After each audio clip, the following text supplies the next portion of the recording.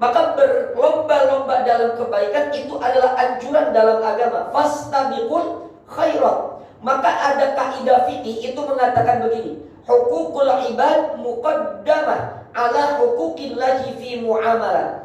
Jadi ada saatnya kita berlomba-lomba dalam kebaikan, mendahulukan diri kita daripada orang lain. Tapi ada saatnya kita mendahulukan orang lain daripada kita. Kapan kita ini harus mendahulukan diri kita dalam berlomba-lomba dalam kebaikan? Ketika itu menyangkut antara kewajiban kita dengan Allah. Nah, sholat itu kan menyangkut antara kewajiban kita dengan Allah. Ketika itu menyangkut kewajiban kita dengan Allah, maka kalau ada shaf yang kosong, itu makruh kita nyuruh orang ke depan sedangkan kita nggak mau ke depan. Ya.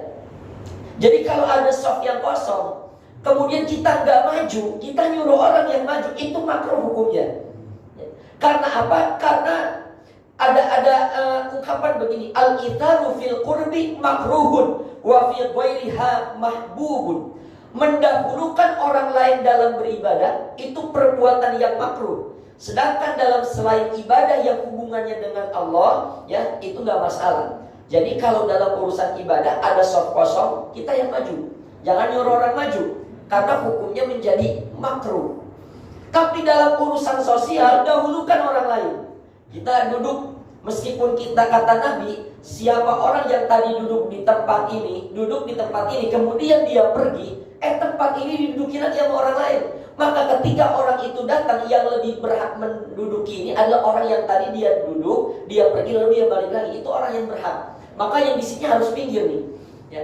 Tapi bagusnya dalam urusan sosial, ketika kita udah dapat kursi duluan, lalu ada kita lihat orang yang lebih membutuhkan, kita mempersilahkan, itu lebih diutamakan. Bahkan kalau ada, seandainya dua pilihan, kita sudah punya uang untuk umroh, tapi satu sisi ada keluarga kita yang sedang sakit, dan dia darurat, atau saudara kita yang sedang sakit. Kalau dia tidak dioperasi malam ini, maka dia harus meninggal dunia misalnya, divonis oleh dokter meninggal dunia. Maka uang yang untuk umroh itu lebih besar pahalanya kita berikan pinjaman kepada orang yang akan dioperasi itu pahalanya lebih besar. Karena menyangkut dalam urusan-urusan sosial, urusan-urusan darurat. Ya, tapi urusan ibadah yang kita bisa melakukan itu, ya itu harusnya kita tidak perlu menyuruh orang lain supaya orang itu mengisi bagian-bagian yang kosong, tapi kita lah yang maju. Maka kan dalam sholat Jumat itu, ya shaf yang paling pertama itu seperti orang yang berkurban dengan unta. Ya, shaf kedua seperti sapi, ketiga seperti kambing, yang belakangan lagi seperti ayam, belakangan seperti telur.